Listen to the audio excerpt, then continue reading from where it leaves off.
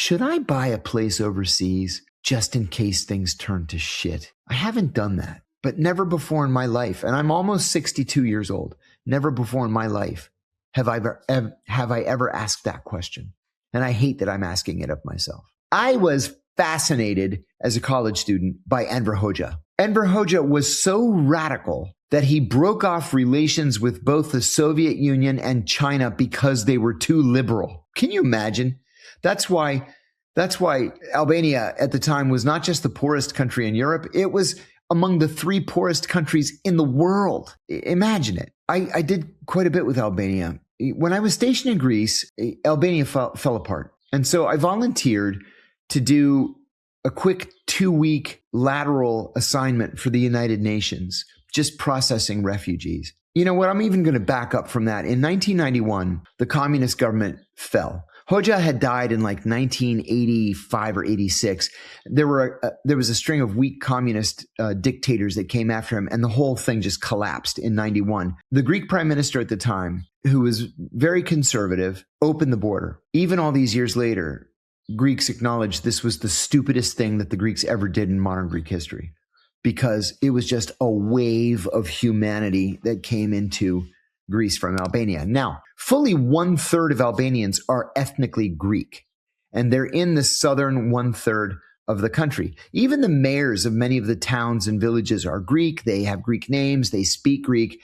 And most Greeks see them as brothers and sisters. But the Greek economy wasn't strong enough to accommodate all of these people. And so it helped to crash the Greek economy. And the Greek government collapsed.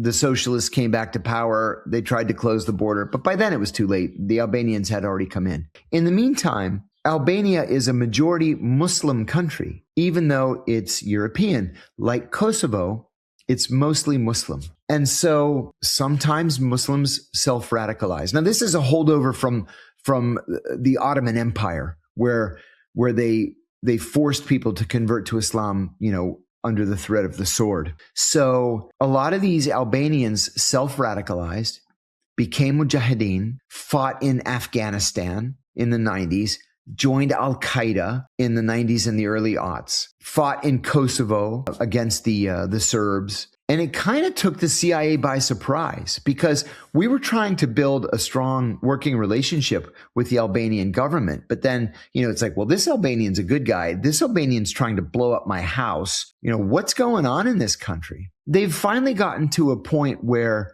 they're relatively stable, although they're still, the poor cousin of Europe. It's going to be a very, very long time before they're ever invited to join the European Union. But they'll get there one of these days. And, I think that the government at least is trying to better and more easily integrate into Europe. I think this radicalism is on its way out. I am an eternally optimistic person. I really am. I've always been a glass half full guy, but I've never been this pessimistic about the future of the country like I am today. I just don't see any area in which we're moving in the right direction.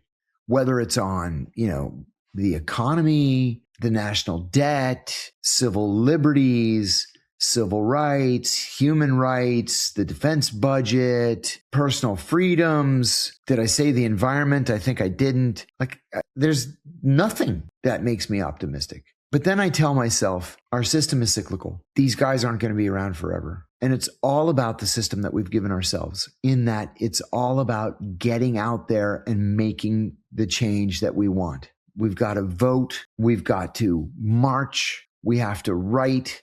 We have to petition our elected officials. I know this sounds kind of naive, but it's true. And I'm going to say it. I worked on the House side for several years, and I worked on the Senate side for several years. On the House side as like the junior most person in the office of Congressman Joe Coulter. And on the Senate side as one of the 4 senior most people on the Senate Foreign Relations Committee staff and the staff of Senator John Kerry. And if there's one thing that I learned, it's that if people write in today's world, email their member of Congress and say, I want you to take this position on this issue, 9 times out of 10, they're going to do it. They may need to receive multiple emails from multiple people, but 9 times out of 10, they're going to do it. And I remember we used to get letters, physical letters, where people would say, please sign on to HR 1049, the National Save the Bald Eagle Act. Okay, none of us had ever heard of this National Save the Bald Eagle Act. So I would look it up. Yeah, it's an act. It was sponsored by this congressman over here. I'd go to the congressman. I'd say, listen, we have a constituent from Beaver Falls who wants you to support the Save the Eagle Act.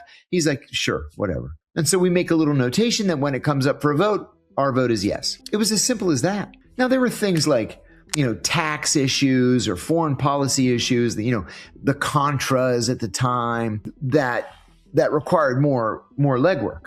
But we did what the constituents wanted us to do. One thing I've noticed is that the demonstrations around the war in Iran right now are very small. I went to that first demonstration after October 7th, when the Israelis started really pounding civilian targets in Gaza. Brian Becker was the organizer from the Answer Coalition, and he wrote on the application for the demonstration permit with the Department of the Interior that he expected between 20,000 and 30,000 demonstrators. There were 350,000 people there, and they stretched from the White House to the Capitol building. Why aren't we seeing that today? We're involved in an active war that only 33% of Republicans support, and overall only 27% of Americans support. And yet we're like, we're at war. That's a shame. Oh, well, I think I'm going to watch this movie on HBO now. It's like, what's wrong with people? So we've got to be out there leading the fight. If we want something, then damn it, we have to take it or demand that it be given to us. This is going to be a constant fight, like a never-ending fight. Somebody asked me the other day who I consider to be a giant on Capitol Hill, and there are none. When I was in college, I was an autograph hound. And I never had Friday classes, so I'd go straight to Capitol Hill and just hound these guys for autographs because I was so starstruck by politicians.